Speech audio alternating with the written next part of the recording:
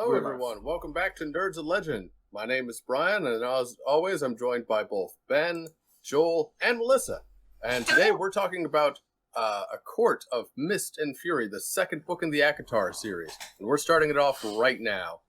First things first, Missy, since you are the one who is probably the most familiar. Oh, no, you're not the most familiar? What? Well, I'm the most familiar, but he's the one who picked it. Yeah, but you're the one that's most familiar, so off with it. No, all on you. No, you're way better. The book. I'll tell you what, you guys can take turns. Mine is a little bit more, this book I found had a lot more into the world of Prithian. Like a plot.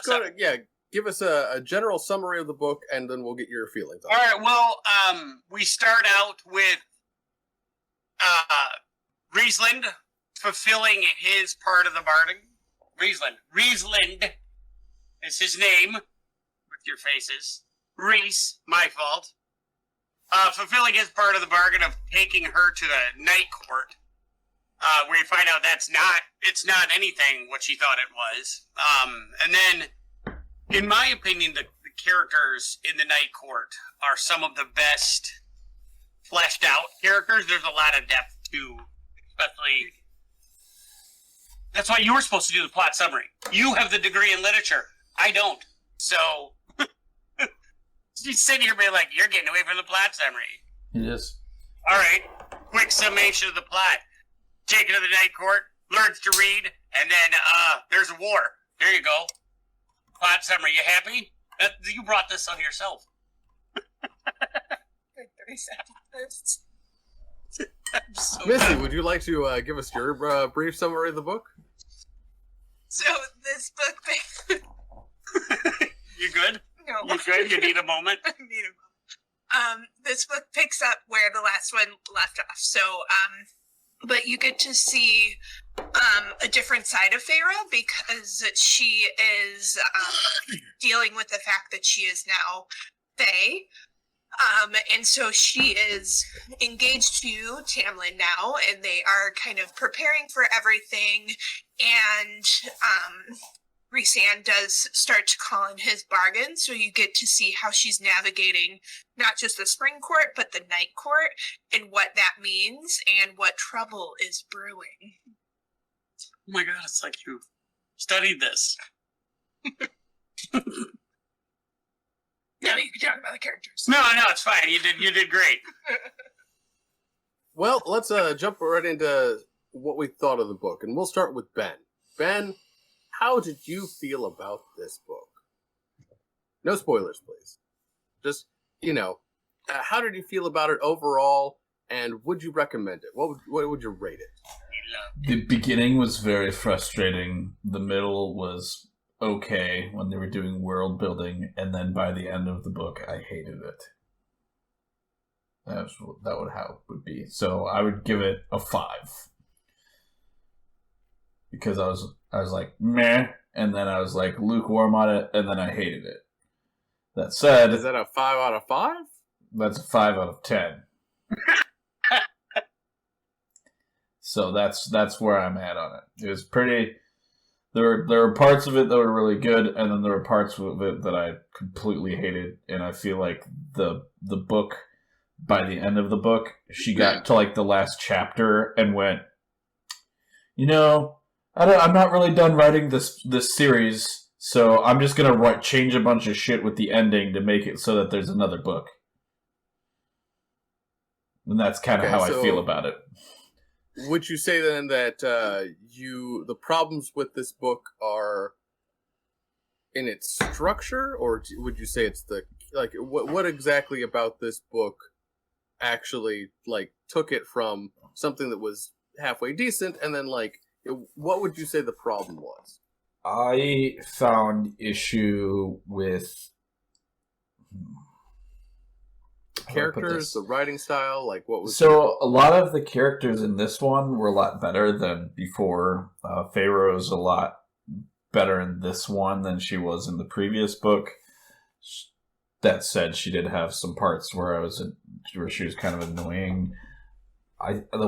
Where the like I said, the issue, probably the most annoying thing with this one was there was like a lot of good points that happened through it, and then it felt like we were headed towards sort of like a resolution of the story arc, and then there was like no payoff on it, because obviously it's the second of like a series of books, but like nothing, I feel like nothing's resolved at the end, and then we're back to where we were at the beginning of the book.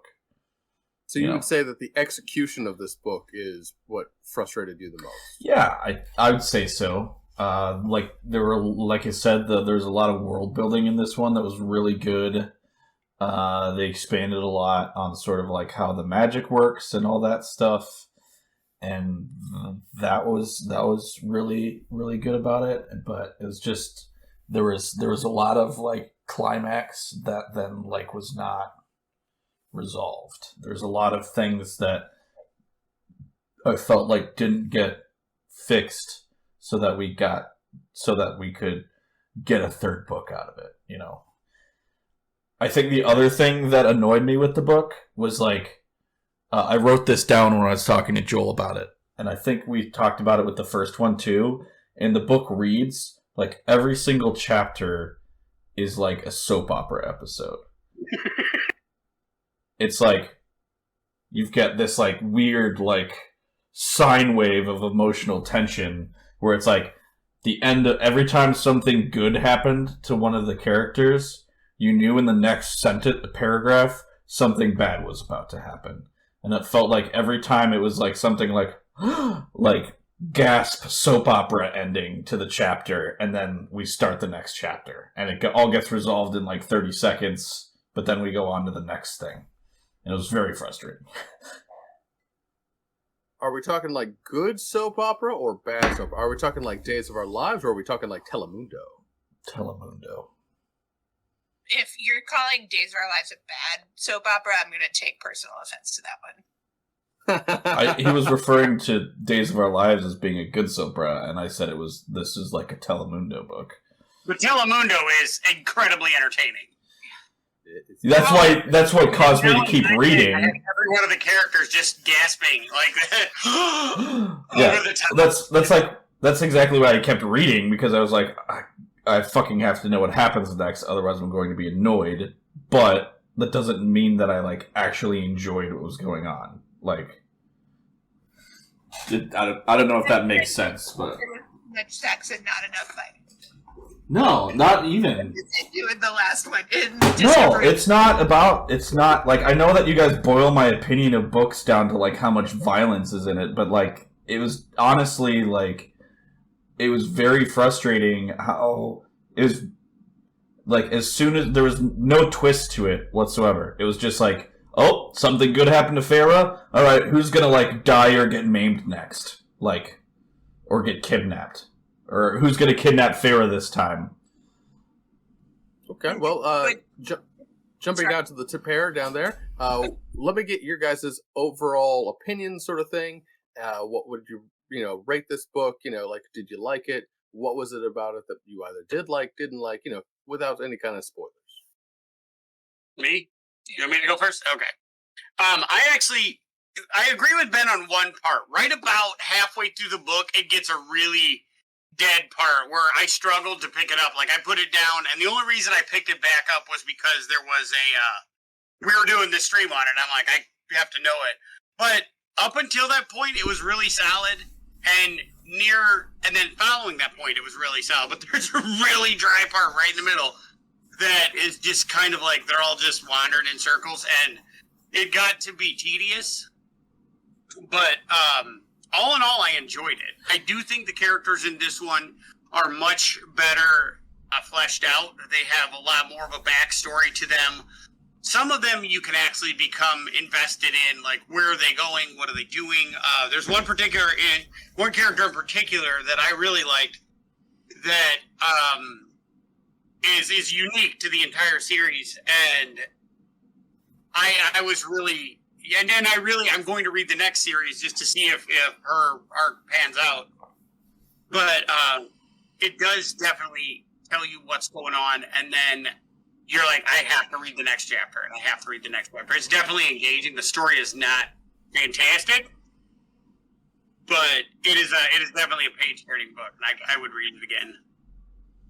I would not.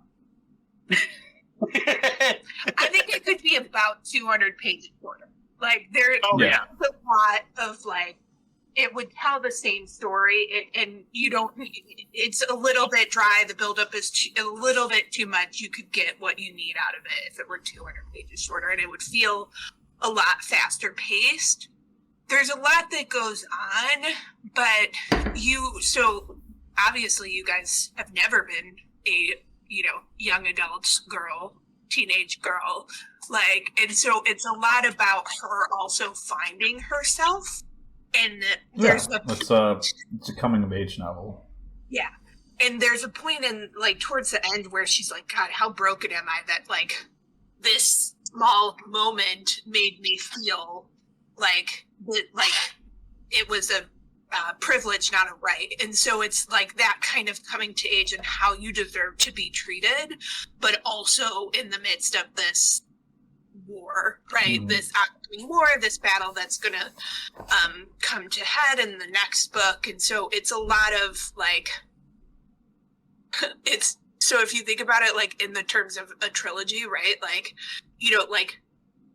The Lord of the Rings, a lot happens in the second book, but for or movie, whichever one, the Two Towers, but it's just a lot of stuff that leads up to the last one, right? And so that's what this is, a lot of setting the scene that's going to lead up to the next one. I don't like that you compared it to Lord of the Rings, and I don't agree with your I can see the dissatisfaction in your face. But you know what I mean? No, it's like I said, my problem with it is so the first book, you have beginning, middle, end. Boom. Conflict's over with the freaking death of Amaranth. She's got Tamlin. Boom. Done. This book, everything, all the way up until the final chapter of the book, looks like stuff's gonna, finish up.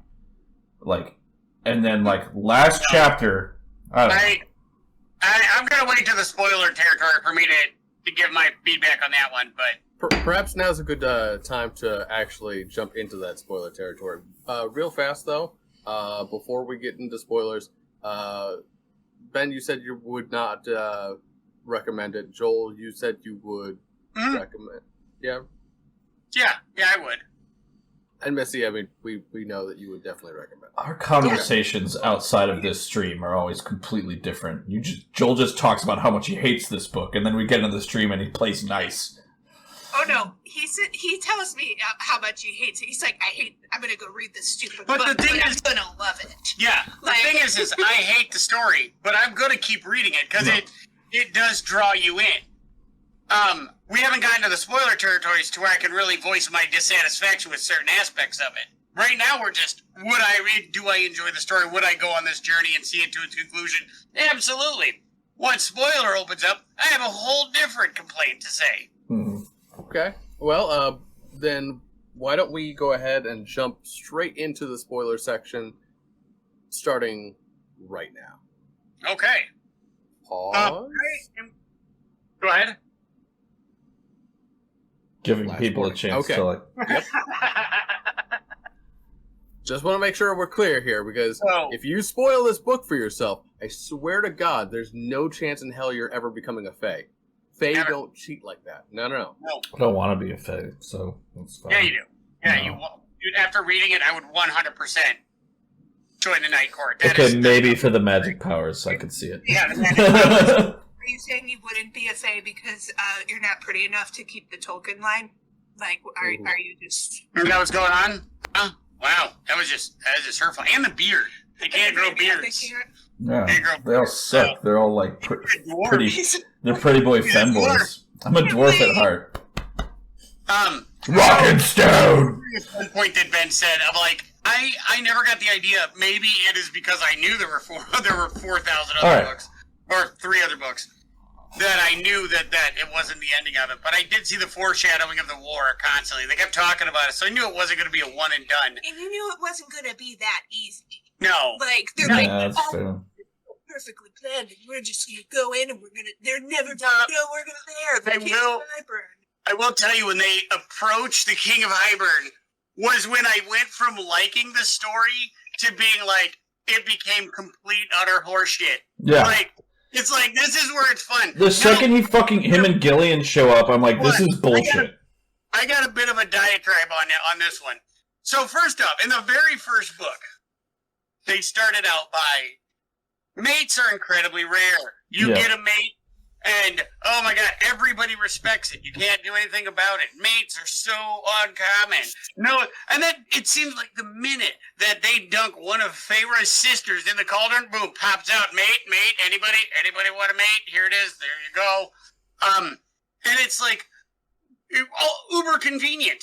Yeah, both of the sisters, I would argue. Listen, there were points where for like 6 months, Feyre is sitting there next to Rhys, her mate. He apparently knew when she was stabbing people. He's like, I knew when you were fighting worms that you were the one, which is stupid. He knew before she even entered Prithian. Yeah. Yeah, that was even dumber. I hate that. Supposed to see the person, but no, he's having wet dreams about it. At that time, 16-year-old human girl, which is gross. There's only like a 800-year age difference at that point in time. Gross. But anyways, so he's mated. The Dunker sister, Lucian, is mated. Now he's like, oh my god, I think this is great. And then Nesta, who hates everything. Nope, that's not a spoiler for this one. Yes, it is. It was written in the book. No, It was written in the book. Lucian, 100%. Lucian, when she fell out of the... But don't say anything about Nesta. She's a twat. Anyways. Nesta got dunked, and it appears that Cassian has the fucking hots for her, too. So... Right. But, like, literally, the minute an Archeron is, like, slapped in the face with anything Fae, soulmates with something else. Yep. And, like...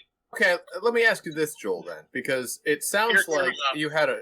Sorry? Your camera's off. Your camera's off. My camera is off? Okay, 1 second. Black screen right now. Yeah, I'm black screen. No. He's like, Uh-oh. all together. That's the most extreme form. Know that the children are gone. Yeah, Brian is the least childlike of all of us.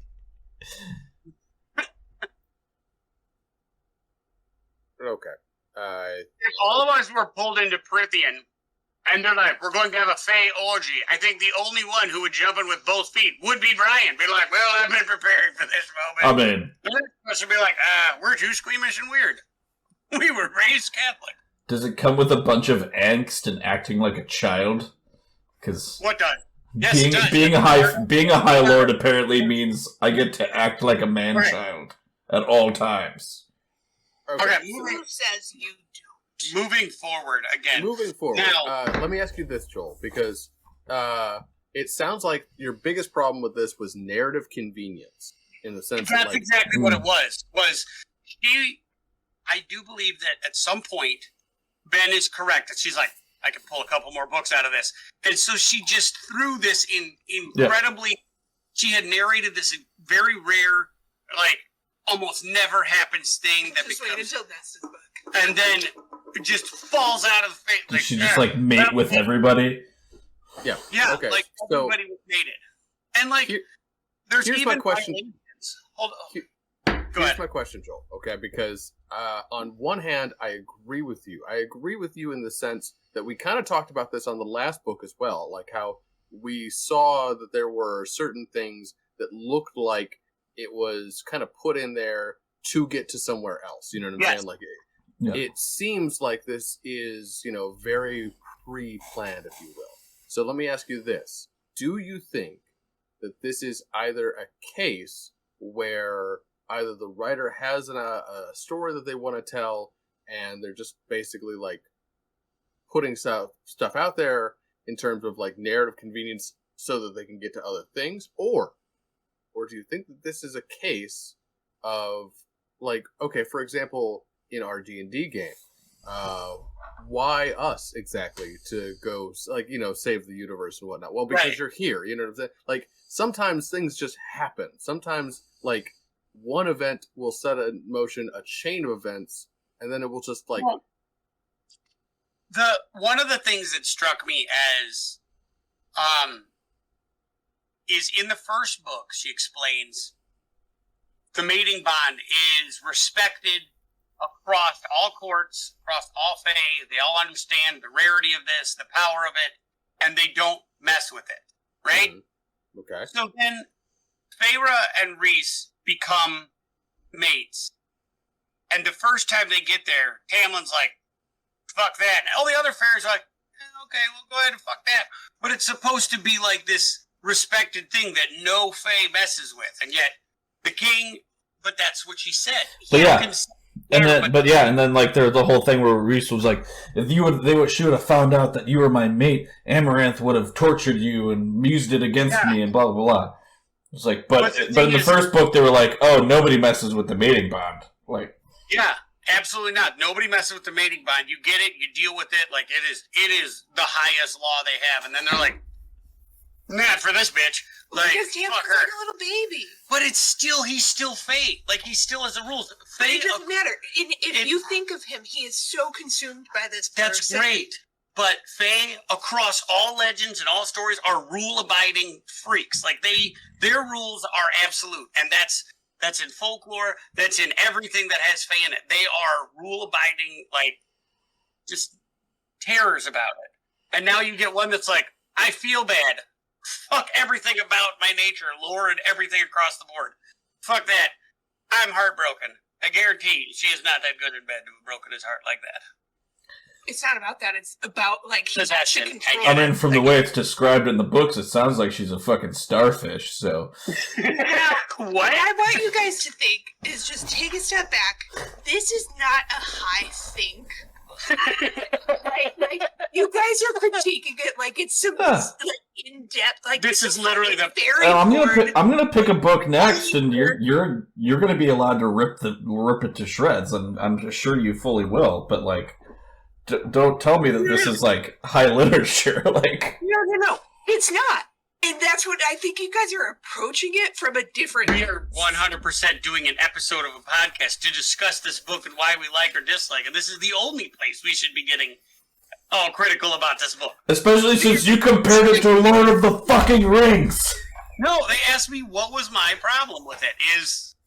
They set this one thing up, and this is the absolute unbreakable law. First thing you get of it, they're like, fuck that. It's just more of a suggestion. Like... No. Well, yeah, because it's like today's Supreme Court. They're like, fuck it, we don't care. It's a plot point. Like, it's like Hamlin is like so just blinded by the possession and the need to own that he can't let it go.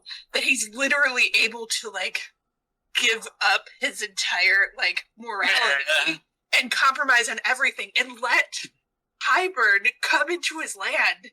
Just he could have her, and you're like, I'm mad about this. Like, well, that's what I mean. It's a complete betrayal of the Tamlin's character. Like, like the first book, the Tamlin of the first book would have never done that. No. But it's a perspective. It's about a different change. So like, who she was in the first book is not who she was in the second book. Tamlin is apparently an entirely different character altogether in the second book. But not really. Like, all he did was sit there and, like, stay silent, right? He didn't fucking do anything for 50 years. It was crap. It was lazy writing on Tamlin. That's what I feel. He shoved his people across the wall being like, oh, maybe someone will die and a woman will kill her. Like, he sat there and fucking did nothing. And then he came back and he was like, I'm mad because my power's not here. And so then he comes back and he finally is at full strength, and then all he wants to do is like curl it, right? And like come against, but that's not what Feyre needs. She's broken. But in the beginning, in the first book, he honestly sat there and talked about how his mother was destroyed by his father because of the mating bond and the sheer power of it. Which is why you think that he might be with Amarantha, right? He rejected her. Could you get multiple mates? No, Tamlin never had one.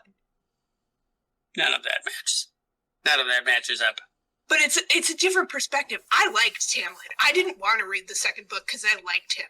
Because he was like that moral, high-strung, like, Yeah, I didn't mind him in the first one. I mean, he was mildly abusive, but he was alright in the first one. That's okay. Light abuse is okay. Yeah, but, like, in this one, sucks. you get a different perspective. Now, what I don't understand is the Lucian hate.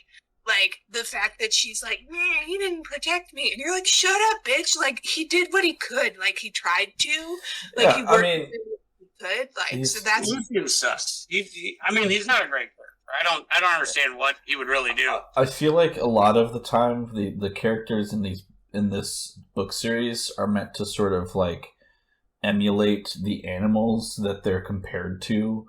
So like Lucian's like constantly compared to a fox. So he's like sneaky. He's not going to like go right out and like confront somebody. He's like he's Right. sneaky. He's sly. He's gonna do this thing. You know, like Tamlin is like I feel like constantly compared to like a lion. So he's like predatory. He's like territorial sort of, and then I can't decide what sort of animal Reese is supposed to be, but it's something that has wings. But you know, like maybe like I know it sounds like he's got like bat wings, but I also feel like he's meant to be sort of like a raven character. But that tracks. Now, going into the Night Court, the characters that they put in there, like Azrael, Moore, Cassian, Amarin, I love them. oh, I feel yeah, like they have such a great, like they all have a good backstory of like, the bastard king was thrown in there to like learn to fight Mhm. these two powerful yet like completely cast off Irulian warriors. I think that's how you say it. Illyrian. Also, the high priest bitch. I'm going to point. Sorry, I'm interrupting. But the high priest bitch. Minute one, I met her. I was like, this bitch is like a bad guy. Oh yeah. By the But way, I don't know yet what she's done, but like, yeah. she made a deal with Hybern. That's it. She's basically Hybern has had like his claws in the high priestesses from like for like years or something. But Yeah, it's the way... The wall, once the wall was put up, right? Like, that was not, like, what the King of Hybern wanted, and he's been biding his time, building his forces to get to that. And so, was such a minor character the threat of him was looming always, but he was a minor character at best in this book. And so, like, at least from my perspective, I knew it was never going to wrap. Like, so what's weird to me for this book, especially with the King of Hybern, was every single important character that the writer that Sarah Maas introduces, she in vivid detail describes the appearance of the person. Like every single named character basically has like a very vivid description. Amber, she describes her weird eyes, but not a whole lot of her physical. She's short and's got like silver cat-like eyes. Yeah, so like, but the like everything about Tamlin, Reese, the Illyrian guys, Moore, like everybody gets like this very vivid description where I've got like a picture in my head of what that character is. She completely skips that in with the King of Hybern and stuff. It was really weird. I was like, why is this like she's put so much like stock into like what a character looks like this whole time, and all of a sudden it doesn't matter anymore. But pick him up. he's laughing because I kicked my blanket on to Fitzy. Yeah, she made sure to take the blanket she's got on her lap and put it on Fitzy in his bed. yeah, I agree. Go ahead. He just she just kind of he's the beginning of him, right? He's introduced in a way that he's this big bad, but you don't really have a clear picture on what that is because he is murky, right? The whole situation is murky. You know it's bad. You just don't know how bad. I think this lady wrote the entire thing as one book, and then she took it to an editor, and they chopped it up into 3 or 4 different pieces. She just added them like the A through E dictionary. I'm like, Right. here, this is Like, it's like chopped it up into 4 different pieces and said, or 3 different pieces and said, here's the 3 books. Write it so that this one ends and the next one can begin. Like, Yeah. I mean, I don't hate, like, you don't like how it begins where it ends. I kind of like it, right? Because she's come into herself. She's ready. She knows who she is. She's she's the confident. high lady of the night. And Court. she is. Like, you know, something he said he would never deign to share, be an equal to, right? So he, like, she starts where she ends where she begins. And she's like, I'm different. You never respected that. All you cared about was yourself. Like, now I'm gonna fuck shit up. Like, and To Tamlin or to Tamlin, because her Okay. her whole purpose at the end is, you know, as they're communicating through the bond, is to say, you have a spy from the inside, and I'm gonna take it down. Like, you know, that's the weak point right here. Like, he's gonna be Hybern's base or whatever he Also, agreed to. Tamlin's stupid, so I'm going to wrap him around my little finger because all I have to do is be a warm, Tamlin, wet place to put his cock. when I just started reading the book, I mean when you met Reese at the fire festival way back in the first book, you knew for a fact, like the way she was described, like that they were going to be bed hopping. Like I got really strong Sookie Eric Northman vibes out of that one. Well, she's known for that too. Like, Yeah. the first love interest is never the last love interest. Right. So, You saying this writer is known for this? Or for that? Oh. yeah, so, like, you knew that right out the gate. But I was like, what kind of petty bullshit is going to have? Because remember, in the first one, it's ideal. Like, her and Tamlin are, like, super tight. And, like, it's the love to last forever that you kind of think. And then, but when he got there and did that spell to trap only her in the house, when she was like, hey, can I go outside? And he's like, right, you're trapped. Can't even go down the stairs.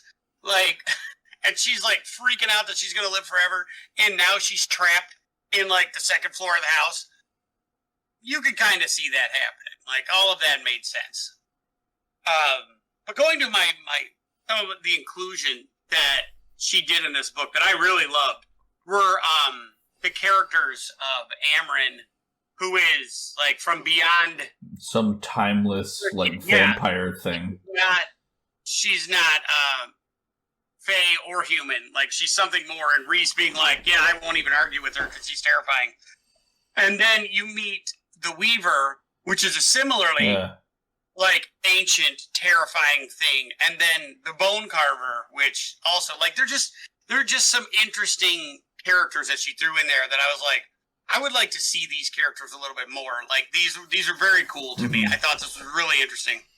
Yeah. And my problem that I had with the story was that Missy has told me I'm being petty about, was the how casually there were some things that were just thrown in there, I feel, for like ease of narration, you know. Mhm. Like the suddenly there's mates everywhere, you know, that seemed like it was just thrown in. Yes, that's irritating, but it's a minor plot point. No, but the thing is, I know that's for you, it's a minor plot point. For me, it's You- not.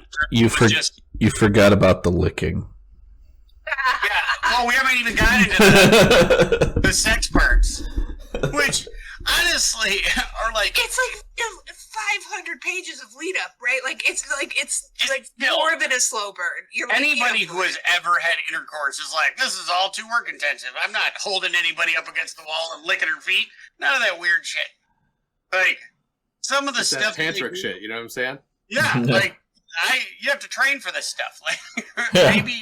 maybe Reese did do sex Also, training. there's so many references Oh, to Reese's massive cock Oh my god. that it makes me think that we're being told that Tamlin's is very tiny. There was an exact quote of her blowing it where she's like, and I took it in, and in, 2 more and-ins. Like, so To there's in just and in and in and in. ages of dong that she's, you know, that's where his real power comes from, is he's Yeah. got a tail on the front and back. He has a tripod. Like, fuck. Yeah, Yeah, some of it were a little, like, it bordered on ridiculous. Farrah is a size queen confirmed. Yeah. It bordered a little bit on the ridiculous for some of the descriptions. But on the other hand, I don't feel it detracted from the story. Now, if there was a ton of it, like, it's like, if it was like half of the book was like this, I'd be like, ugh. But also, as somebody reading people banging, like, it is also the least erotic sex stories I have ever heard. Right, it's supposed to be this. Like, wow, absolutely none of this is erotic. It's just a lot of licking and sheathing. Yeah. I couldn't believe they said that again. You were thrilled. I mean, I was so mad. I was like, at least, like, find a different, like, verb. Like, come on. That moment that you actually stumbled on it again is like the moment that you sent that text message out to the entire group. Yes. The exact moment. I was like, again? Sheet! Oh my god, I texted the group when I read it too. I'm like, oh my god, it happened again. I think it's more like from the girl's perspective, like I think it's more of like the emotional connection and the trying to like the equal, right? Like, you know, you have this first book where like she's a silly little mortal and she needs to be protected, and Tamlin's just fucking doing jack shit as she's trying to save the world. And like she comes to it from the second perspective, and at the end when she's like, you know, they say the plan is she's about ready to fuck Reese in a fucking brothel is what the second perspective. You know, but like at the end she's like, she does bang Reese in a brothel, doesn't she? No, they're about to. That's that weird wing foreplay that they were doing. That was... But like at the end when they're like, hey, you know, Reese has to stay, like his magic is being traced, you need to go. And at the end when she's like, how fucked up is it that like I'm viewing this as a privilege, not my right to make my own mind, right? And so that's a moment where she's coming in and being like, Tamlin was what I needed then, he's not who I needed now. And so you have 500 pages, however many pages, 50 whatever chapters of them sort of slowly leading up to this slow burn of them finally banging and realizing her realizing he's his mate or her mate, right? Like the serial told him that they were mates. Right. Yeah. She never figured it out. She's slower on the uptake than. See, that's the part of the story I didn't like. That part of the story actually like. I know Joel said that he hated the middle, but like everything, there's like the part from where they're at the summer court. The part I hated. That not. I didn't. So like so like the heist at the summer court up great. Until I would say like the Queen giving the book away. Was really good. I enjoyed that part of the book.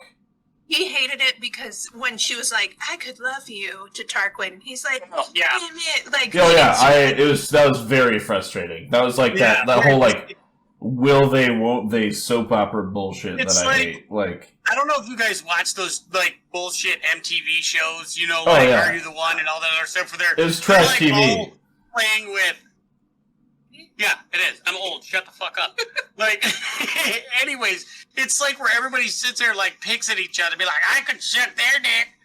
And he's like, I don't care. Like, what is this, high school? Like, stop it. One guy's supposed to be, like, 800 years old. The only thing that would have made that part worse was if she actually would have fucked Tarquin. Yeah, that would have. Instead, she robbed him like the story intended. Yeah. But she's confused. Like, this is the story of 4 Fae in 1 court. 4 Fae. 2 are meant for each other. Like, what One is a 4. But, like, if you think about it, she's, like, coming off of, like, she was going to marry Tamlin, right? She was, like... It was the wedding. She was like, walking down the aisle, yeah. Like, and so she's, like, she's racked with guilt because she doesn't want to go back. No, that was the first time she was taken by Reese, was at the wedding. Yeah. Because she had the panic attack. Yeah, because she was like, anyone save me, right? Like, she wants out, she just doesn't know how to vocalize it. Yeah. And, like, so she... And also, she would have just been, like, downplayed by everyone that was at the Spring Court, because all they want was the fucking, like, status of having her as the... Yeah. I did... one thing I did really like is when she realized she has more power than the others. Mm-hmm. I did like in so many stories we read where people get power and then they just kind of like trip and fall into knowing everything about it. Like she had to like practice. Yeah, there was like full on training montage shit that was going on. She trained for like months. I was like, I like this. It's not like I really like that because. But then, like, there's some other things that she uses instinctually, but they're written in a way that it feels like it makes sense for, like, a fear response. Yeah, you know, like I'm going to do this because when she's attacked and she winnows away or, like, she lights herself on fire while crashing to the ground with the ACATOR. Like, all of those feel like these are appropriate protective behaviors that would instinctively kick in. Yeah, sorry, I'm interrupting again, but I did like the music, like the magic in this one compared to Discovery of Witches. They both arguably work the same way, but it's way better conveyed in ACOTAR than it is in Discovery of Witches. Agree with that. I feel like as soon as there's a need, she's like, I can do that. You know, we need somebody that can time travel. I can do that. We need somebody to let me hold right here, baby. Like, okay. Once she realizes very quickly that it's like about like the emotional state she needs to be in order to like use the magic, and she like is able to like, it's like, so what is like she figures out like what is going on like with my magic to be like that is being fulfilled by this like emotional state, and it like works back from there, and then but actually like practices it. It's not just like some fucking like figures it out in a day or whatever. Yeah, I did enjoy the fact like each one of the characters like it explained why they got there and like they had these abilities, and that none of them seem. I love the way the court feels is like they all feel like a family. Mm-hmm. And I like how they all are able to exist together. But then when she's like, "Can I learn this?" They're like, "Yeah, absolutely. Like, you want to learn to fight? Got you. Like, I'll teach you how to fight." And I think one of my favorite. A lot of the times in a lot of these stories, there's like some weird, unhealthy mix of like dysfunctional family thing. Yeah, or like in the beginning with Tamlin, where he needed it, he was like, "I'll protect you," and like by protecting her, he kind of like locked her in a room and was like, "You can't do anything, small woman. I'll take my strong self out to do stuff." This one was like, like when she got into the Night Court, it seemed like they're all like, you need us, give us a call. We'll be there to help you, but we're not here to control you." And I think that was interesting because she was able to like take a developmental journey as a character that I feel seemed like, I know the whole story is unrealistic, but it feels like if this was a realistic story, somebody was like, I have to live in this place forever, like that would be the best situation for her. Yeah, you've got like the big brother. You've got like the big brother, the little brother, like you've got the sister, and then you've got the weird aunt. the weird aunt that collects guns in the back, you know, like that's Amryn. Yeah. Okay. So we're gonna jump to final thoughts here. Ben, final thoughts on the book. Would you go into the third book? Only if I'm forced to. I'm not really interested in seeing how far it takes. I'll read a plot synopsis, but I don't really see myself picking this up on my own. It's also like 200 pages longer. Yeah. It's a large endeavor, and I anticipate that they were going to be doing this whole book thing for a while, so, like, I can't add in another, like, hi, Gray, how you doing? We have a random first person coming in for the first time. How are you doing? And, First time chatter. Nice. Anyway, I would say overall, like, for one thing, it's like not the type of book that I like pick up, and for second, it's a big investment for something that I like get regularly annoyed by. Like the reason, like I said, like. the description of it being like a soap opera to me, that I'm like, it's like I'm binge watching a soap opera. Like, Not your Okay. turn. I mean, I know you may disagree with me on that, Melissa, but I think that I don't know if you've ever watched a soap opera. I have. Her whole body just got rigid. I'm not talking like it's like you could. I'm you not only talking have- Days of Our Lives. I'm talking like bad, like Telemundo, like All of them soaps. are the same. I'm gonna argue with you. I Telemundo's haven't great. picked it up in like 10 years, and all the characters are doing the same shit. Like, you know, like. Yes, we are absolutely ready for some deep philosophical questions. Hit us with it. Anyway, but yeah, so that's my opinion of the book. Is that's kind of where I'm at. So like it's so much of a time investment to read this book with all the other books that we're going to be reading that I don't see myself doing it unless someone from this group makes me. Joel, final thoughts on the book? Enjoyed it. Well, there were certain parts that I thought were terrible, like the fact that near the end of the book everybody was a mate, and the story is. I enjoy the story itself and where they're going, as opposed to the sex parts I didn't care for. Like that added no value to me whatsoever. But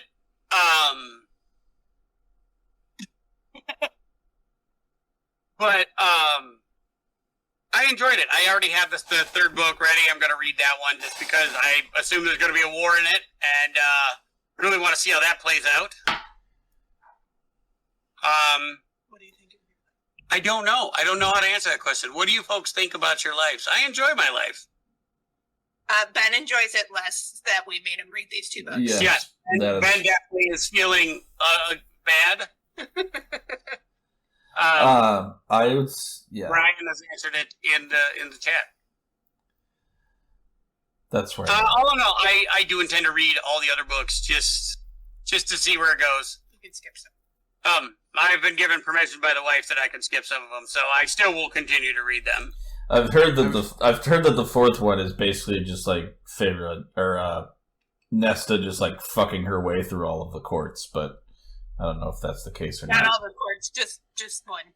Just Yeah, I don't like that anymore. that's even, I feel like that makes it worse somehow.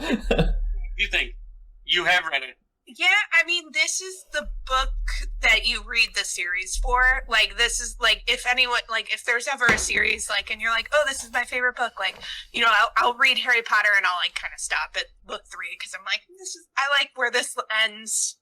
I know where the Book 4 rest is is. the best one. That's incorrect. Book 4 is absolutely the best one. Like, I know where it's going to go, and see I'd you, rather, Joel. I agree. you know, stop. And so this is that book, right? It's the one where you're happy and you're content. You feel like there's good, like, you know what, as long as you know what happens, you don't need to keep going, like, in my opinion. But I think it's fine. I think she comes into herself. Agreed. I think that she did come, and she feels like a whole composite being at the end of. Yeah. In ways that she was not allowed to before. Right? Like, even as a mortal, she wasn't allowed to be herself because she was too busy being all these things to all these people, right? And so she's allowed to be a full person and also, like, be a partner. And those don't have to be mutually exclusive. And that's what I think, like, that dynamic is what people read this series for. And everyone simps over the Bat Boys and Rhys-Ann, and they call him, like, a feminist, and, you know, the feminist hero, blah, blah, blah, right? Like, and there's a lot of Tamlin hate, but he is truly an equal mate for a one-of-a-kind person. Well, and he, like, yeah, I think that's what's interesting about Reese's character is he actually recognizes her as his equal, whereas, like, all the other High Lords are like, there's no such thing as a High Lady. Yeah, they all wanted to possess her and, like, Yeah. own her, as opposed to Reese is like, you're welcome to be part of our family, which was kind of cool. Like, his approach was very cool. I did think it was funny. In the very first time he kidnapped her, she's like, "What horrors do you have in store for me?" He's like, "You're going to learn to read." Yeah, She's like, that was hilarious. She's like, what? That's funny. She's like thinks that she's gonna get like strapped naked to a post and get whipped or something, and then he's like, "You're gonna read these books." Like, and here is one fish, two fish, red fish, blue fish. That was funny. And then like the notes he would leave her. Ray Sand is incredibly attractive. Ray Sand is incredibly good looking. He's the best storyteller. He's the just. You got a view of like what his character was, and I thought that was funny. Well, and he's also like a well-rounded, like he is who he is, but he's also not threatening, right? Like, so he plays a lot of different parts, and I think that's, he's more complex than you get from, and you start to see a little bit of it in the first book. You really understand it in the second. And so, as you're reading that, like how I felt as I was finishing the first book, I was like, I don't want to go on. I know they're going to try to redeem him. I don't like this bait and switch with the love interest. I like it to be more simple, but in this case, I think it works. It did. Mm-hmm. He definitely, if the story would have continued with the way Tamlin was escalating and, his possessiveness got there, the book would have become unbearable. Well, I think if you look at it, like, it makes sense to where like Tamlin went in the second one, because you're like, in the first one you're looking at Tamlin like the broken High Lord. He's like he knows he's got like months left, like he only has so little time left before he's like inevitably like dragged back to under the mountain and stuff. So he's just like, all right, I'll be nice to this bitch, see what happens. He still showed those like protective tendencies the whole time, but he kind of started like lessening them. And then like you go into the second book, this is Tamlin at full power. So he's like, I saw her deal with so much stuff that I never want her to see again. I'm not going to acknowledge the fact that, like, she's strong, because that would be saying that I'm weak somehow, so I'm just going to, like, do the same thing I'm doing, but, like, more. Even though, like, honestly, like, if he thought back about it, he could just be like, you know what? I think we could get away, like, all he had to do was, like, try and, like, take her back to, like, the Star Pond and, like, do some stuff that she liked doing with him, and everything probably would have been fine. Yeah. But instead he's like, no, she must stay in my house because everyone is wanting her. I mean, he became like Disney villain. Like, he did. Literally, it was. He became like the witch from Rapunzel. Like, absolutely. I'm going to lock my gem away and nobody else can touch it.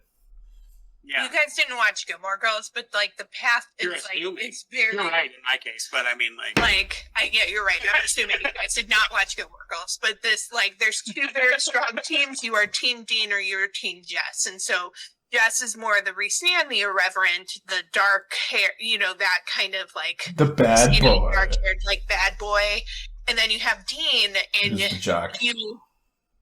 you are only Team Dean if you like forget what happened after X seasons, right? Because he turns, and then you watch it back and you're like, wow, I can see these are pseudo abusive behaviors, but like, it's my first love and I'm blinded by all this. And I think that's written really well in that story. I still stick by, like, me and Joel talked about this a little bit, is it feels like some parts of these books feel like it's and I really apologize if this is like, if for God forbid this writer ever watches this episode, but like it feels like a 40-year-old woman trying to write about like what she thinks she remembers about her like early 20s. I feel that's fair, because like, have you ever tried to sit back and think about what it was like 10 years ago? I wasn't this bad of a horn dog, I know. Like, what the fuck? But you're still in your 20s. Yeah, you probably were. I'm not anymore, as of like 3 days ago, actually. Oh, so gross. Now you're old. Disgusting. So, no, I mean, like, it makes sense, like, trying to remember what it was like, because I imagine the stuff I talked about, if I would ever unearth any recordings of myself in my 20s, I'd probably be like, wow, he was so much dumber. And I'm not very intelligent right now. It so. just like felt like a caricature. It felt like a caricature of a 20-year-old, and not like 20-year-olds are stupid, but they're not like that. 20-year-olds are horny, but they're not that horny. I feel like. Anyway, maybe you should stop and maybe. Yeah, I mean, maybe I'm wrong, but well, I think that here's a good place to kind of like end it for now. Mm-hmm. Ben, it is your turn next time. Have you picked out which book you're going to have us read? So I'm torn. I decided on an author that I would like us to read. Just lay it out. We did not give you any choices. Just lay it out. No, fuck you. I'm gonna give a choice. Because they're two very different books. They're both by the same author. One, it's the author's name is John Scalzi. He's a science fiction writer. The one book is from 2005. It's called The Old Man's War, which is sort of like a military science fiction book. It's kind of like an interesting idea of like the future state of humanity, like if we're doing like interplanetary colonization stuff. There's like some like super soldier stuff going on. I've read it multiple times. I highly enjoy it. The other one is is called the Kaiju Preservation Society, which was I would call it a modern science fiction book. That's kind of like secret society, like Men in Black, but there's like kaiju in it, like alternate dimension stuff. So those are the two books. What do you guys think? They both have almost the same, or they both have like a 4.5-star rating on Amazon. Yeah. But Old Man's War has 2,200 more reviews.